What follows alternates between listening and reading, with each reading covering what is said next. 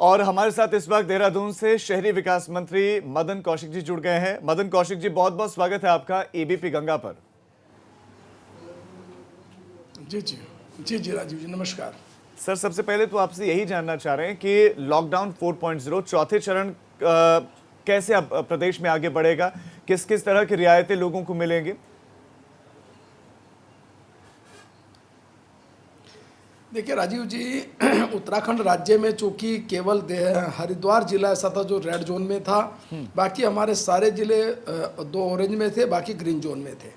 इस कारण से हमारे राज्य में पहले से जो हमारी औद्योगिक गतिविधियां वो शुरू हो गई थी, हमारे राज्य में जो हमारे कंस्ट्रक्शन के काम थे वो शुरू हो गए थे, हमारे राज्य में रेलवे के काम, हमारे राज्य में एनएचआई के काम, हमारे राज्य में जो पीडब्ल्यूडी के काम और एग्रीकल्चर की सभी गतिविधियां विधिवत रूप से जारी हो गई हैं।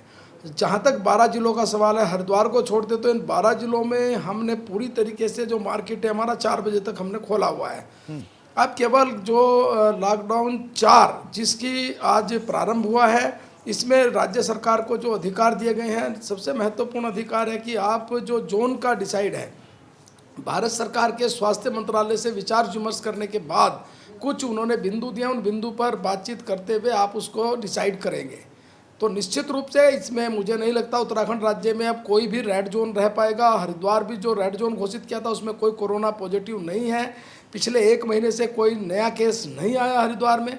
तो इस कारण से मुझे लगता है कि अब उत्तराखंड राज्य में रेड जोन की बजाय ऑरेंज और ग्रीन जोन के रूप में हम पूरे राज्य को देखेंगे, और ग्रीन और ऑरेंज जोन में सभी प्रकार की गतिविधियां इसमें संचालित हैं। लेकिन मदन कौशिक जी, मैं एक चीज आपसे जानना चाहूंगा कि जो जोन अब आप लोग डिसाइड करेंगे, पहले तो केंद्र कर रहा था लेकिन अब आप लोग करेंगे, तो किस पैमाने पर आप लोग उसको देखेंगे? क्या कोरोना के केसेस के हिसाब से देखेंगे या दूसरा कोई आप लोगों का पैमाना है? क्योंकि केसेस तो लगातार आ रहे हैं, जैसे जैसे प्रवासी उत्तराखंडियों को आप ला रहे हैं केसेस बढ़ रहे हैं। देखिए, ये भारत सरकार ने केवल डिसाइड करने को राज्य को कहा, लेकिन उसमें भी गाइडलाइन है। 5 या 6 बिंदु हैं जिन बिंदुओं पर हमें देख रहे हैं टेस्टिंग कितनी हो रही है, कोरोना के केस कितने दिनों में आ रहे हैं, डबलिंग का रेट क्या है, और जो टेस्टिंग है उसके विपरीत कितने कोरोना पॉजिटिव आ रहे हैं। ये कुछ बिंदु हैं, उसमें कोई हॉटस्पॉट तो नहीं है, कोई कंटेनमेंट जोन तो नहीं है, कोई अन्य प्रकार का कोई दिक्कत तो नहीं है। ये सारे बिंदु जो भारत सरकार ने दिए हैं, इन बिंदुओं पर राज्य डिसाइड करेगा, भारत सरकार के स्वास्थ्य मंत्रालय से बात करेगा, तब वो इन जोन को अपने हिसाब से घोषित कर पाएगा। लेकिन हमारे राज्य में इन सब चीज़ों को अगर हम देखते हैं, चाहे वो दुगने होने की दिन की बात हो, चाहे वो टेस्टिंग की बात हो, चाहे वो डबलिंग की बात हो, ये सारी चीज़ें ऐसी हैं जो हम देश के एवरेज से काफ़ी अच्छी स्थिति में हैं। ये जरूर है कि अभी पिछले दिनों जो प्रवासी उत्तराखंड के हमारे भाई बहन आए, उनके कारण थोड़ी संख्या हमारे यहाँ बढ़ी है, लेकिन अभी बहुत ज़्यादा इस चुनौती है। लेकिन चिंतित हम नहीं है, अभी हमें बहुत ज़्यादा चिंतित इस रूप में नहीं है, लेकिन चुनौती है जो हम स्वीकार कर रहे हैं। चुनौती है और बड़ी एकदम मैं आपसे जानना चाहूंगा, एक और विशेषाधिकार आप लोगों के साथ हम इस काम को करें। जी, एक और विशेषाधिकार आप लोगों के पास है कि इंटरस्टेट और इंटरनल आप लोग ट्रांसपोर्टेशन शुरू कर सकते हैं। तो क्या उत्तराखंड से दूसरे राज्यों के लिए बसें अब चल सकेंगे? क्या आप लोग सहमति बनवा रहे हैं? क्या दूसरी राज्य सरकारों से इस संबंध में बातचीत कर रहे हैं, या राज्य के भीतर जो ग्रीन जोन है वहां बसें चल पाएंगी? हाँ, निश्चित रूप से जो हमारे ग्रीन जोन है उनमें हम बसें चलाने के बारे में विचार कर रहे हैं। जहाँ तक सवाल है हमारे एक राज्य से दूसरे राज्य में, वहाँ राज्यों पर बातचीत हम लोग करेंगे। उन राज्यों से हमारे यहाँ आने वाले लोग कौन हैं, क्या आने वाले समय में यदि हमें और छूट मिलती है, जैसा उदाहरण के तौर पर हमारे यहाँ आप तो जानते हैं राजीव जी, खुद यहीं से हैं, तो हमारे 4 धाम हैं और हमारी जो धार्मिक हरिद्वार है, ऋषिकेश है, जागेश्वर है, यदि वहाँ हमें कुछ संख्या में अनुमति मिल जाती है आने वाले समय में, तो तब हम उन राज्यों से एक सीमित संख्या में ऐसे धार्मिक लोगों को जो धार्मिक स्थलों की यात्रा करना चाहते हैं उनको अनुमति देने का भी विचार करेंगे। इसी प्रकार टूरिस्ट की गतिविधियों भी एक निश्चित संख्या में हम विचार करेंगे। लेकिन वर्तमान समय में ये कोई भी छूट भारत सरकार ने नहीं दी है। इसलिए जहाँ तक अदर राज्यों की बात है, जो बातचीत करने के बाद केवल हम अभी प्रवासियों को या हमारे लोग यहाँ से वहाँ वही जा सकते हैं जहाँ तक सवाल इस चीज़ का कि केवल यात्रियों को लाने ले जाने पर अभी मुझे नहीं लगता कि इसमें अभी जल्दी हो पाएगा ये। हाँ, ये जरूर है कि ग्रीन जोन में या अपने राज्य के अंतर्गत हम बसों को संचालित करने का काम, इस पर हम विचार कर रहे हैं और जल्दी मुझे उम्मीद है कि इसे हम शुरू कर पाएंगे। जी, मदन कौशिक जी, हरीश रावत लगातार एक्टिव हैं। पूर्व सीएम हरीश रावत ने भी अभी कुछ दिन पहले एक वीडियो डाला सोशल मीडिया पर, ये कहते हुए कि आप लोगों ने शराब की दुकानें तो खोल दी, लेकिन आर्मी कैंटीन से आप लोगों को क्या इशू है? आपको पूर्व सैनिकों से क्या इशू है? आप लोग आर्मी कैंटीन क्यों नहीं खोल रहे हैं? नहीं, देखिए, ऐसा नहीं है। हम लोगों ने जो जैसा आर्मी कैंटीन है, वो कैंटीन खोलने के लिए हमें वहाँ से भी अनुमति की आवश्यकता, ऐसा नहीं है। हम लोग आहिस्ता आहिस्ता जो हमारी इस प्रकार की गतिविधियां हैं, चाहे वो एग्रीकल्चर की हो, चाहे वो निबंधन कार्यालय की हो, चाहे वो कंस्ट्रक्शन की हो, चाहे वो अन्य प्रकार की, हम सब खोल रहे हैं। लेकिन इन गतिविधियों में एक बार हमें ज़रूर देखना होता है किस ज़िले में खोलना है। जिलाधिकारी से बात करेंगे, जिलाधिकारी फिर संबंधित बातचीत करके उसको ओके करते हैं। तो इसमें मैं समझता हूँ कि राज्य सरकार बहुत सोच समझकर और तरीके से काम कर रही है। और हरीश रावत जी चूँकि मुख्यमंत्री भी रहे हैं, उनको इस चीज़ की सारी अच्छी प्रकार से जानकारी है, वरिष्ठ नेता है कांग्रेस के।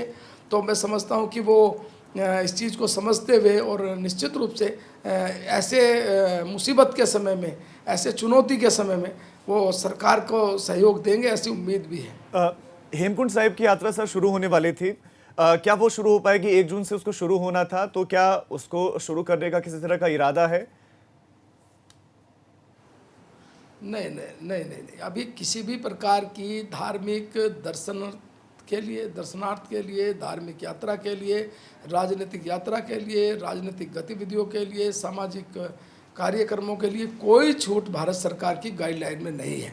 इसलिए अभी इसको विचार जब ही हो पाएगा जब हमें छूट भारत सरकार से मिल पाएगी। सर, एक आखिरी सवाल, वो सवाल ये है कि ये शिकायतें आ रही हैं कि जो लैब्स बनाए गए हैं और जो टेस्टिंग के लिए जा रहे हैं वो बड़ी कम संख्या में हो रहे हैं। लैब में जा रहे हैं तो रिपोर्ट्स आने में बहुत वक्त लग रहा है, अभी 1000 के करीब तो अभी इंतज़ार में ही है कि वो उनकी रिपोर्ट्स आनी बाकी हैं। तो सैंपल्स जो जा रहे हैं उनकी रिपोर्ट बहुत देर में आ रही है। नहीं राजीव जी, ऐसा नहीं है। आप देखेंगे कि हमारे यहाँ अगर 2 दिन बीच में 2-3 दिन हम छोड़ें तो बाकी हमारे यहाँ फुल कैपेसिटी पर रोज़ सैंपल जा रहे हैं। लेकिन ये सही है कि जब सैंपलों की रिपोर्ट आती है तो वो ज़रूरी नहीं है कि जितने हमने आज भेजे उतनी की रिपोर्ट कल हमें प्राप्त हो जाए। हो सकता है कि कुछ को 1-8 दिन लेट भी हो जाते हैं, लेकिन देश की तुलना में हमारे यहाँ जो सैंपलिंग का एवरेज है वो बहुत अच्छा है और हम और तेज़ी के साथ इसको करने का प्रयास करेंगे। भारत सरकार ने हमें 2 अन्य लैब की अनुमति भी संभावना है मिल जाएगी, सैद्धांतिक अनुमति मिल गई थी। एक प्राइवेट लैब भी हमारे यहाँ है। तो मुझे लगता है कि आने वाले समय में इसको और तेज़ी के साथ हम लोग बढ़ाएंगे। सर, एक और सवाल आपसे ये है कि प्रवासी जो श्रमिक आ रहे हैं वो बहुत खुश हैं, बहुत सारी अपेक्षाएं बहुत ज़्यादा बढ़ गई हैं। जैसे श्रमिक एक्सप्रेस या बसों या गाड़ियों से वो आ रहे हैं, तो ऐसे में उनके रोजगार के लिए त्रिवेंद्र सरकार ने क्या सोचा है, क्या व्यवस्था है? और खासतौर पर जो पहाड़ों में, क्योंकि मैदानी इलाकों में तो फिर भी इंडस्ट्रीज हैं लेकिन पहाड़ों में नहीं। नहीं, हमारे यहाँ देखो राजू भाई, पूरे जो हम MSME की बात करते हैं, पूरे राज्य के अंतर्गत जो रजिस्टर्ड संस्था वो हैं इंडस्ट्री छोटी, वो 64-65 हज़ार हैं। जो गैर रजिस्टर्ड है उसकी संख्या यदि जोड़ दे तो 2 लाख है। और इस MSME में हमने मुख्यमंत्री स्वरोजगार योजना करके एक योजना चलाई है जिसमें हम इन लोगों को भी आकर्षित कर रहे हैं कि आप आइए, इसको शुरुआत करिए। 25% की सब्सिडी इसमें राज्य सरकार देगी। जहाँ तक सवाल है, अभी 20 लाख करोड़ का माननीय देश के प्रधानमंत्री नरेंद्र मोदी जी ने एक बहुत बड़ा पैकेज दिया है। इसके अंतर्गत भी राज्यों के अंतर्गत चाहे हमारे एग्रीकल्चर की बात हो, चाहे हमारे MSME की बात हो, चाहे इंडस्ट्री की बात हो, चाहे जो भी सेक्टर इसमें संभावना में है, उसमें सब में उन्होंने वो छूट इस प्रकार से दी है। तो आने वाले समय में चाहे भारत सरकार का बड़ा पैकेज हो, राज्य सरकार के द्वारा जो अन्य योजनाएँ हैं उनकी बात हो, तो हम इन लोगों को ये इस प्रकार का काउंसलिंग करके, बातचीत करके हम प्रयास करेंगे कि इनमें से यदि कुछ लोग भी अपनी इंडस्ट्री, छोटा संस्थान खोलते हैं तो वो बहुत बड़ा एक रोजगार का संसाधन बन सकता है। जी, मदन कौशिक जी, आप ABP गंगा के साथ जुड़े, आपका बहुत बहुत शुक्रिया। तो महत्वपूर्ण बातें बताई हैं कैबिनेट मंत्री मदन कौशिक जी ने, और उनका यही कहना, पहले तो हेमकुंड साहिब की यात्रा पर मदन कौशिक, कैबिनेट मंत्री ने बयान दिया है, उनका ये कहना है कि फिलहाल धार्मिक यात्राएं नहीं होंगी। धार्मिक यात्राएं फिलहाल अभी शुरू नहीं हो पाएंगी और इसके पीछे की वजह केंद्र की गाइडलाइन भी है। दूसरा, आने वाले वक्त में इस पर विचार जरूर किया जाएगा कि जो चारधाम यात्राएं हैं वो शुरू हो पाएंगी या नहीं। दूसरा, रोजगार को लेकर उन्होंने बताया कि रोजगार को लेकर वो काम कर रहे हैं। इंटर स्टेट बसेस चलेंगी या नहीं, उस पर अब दूसरे राज्यों से वो बात करेंगे।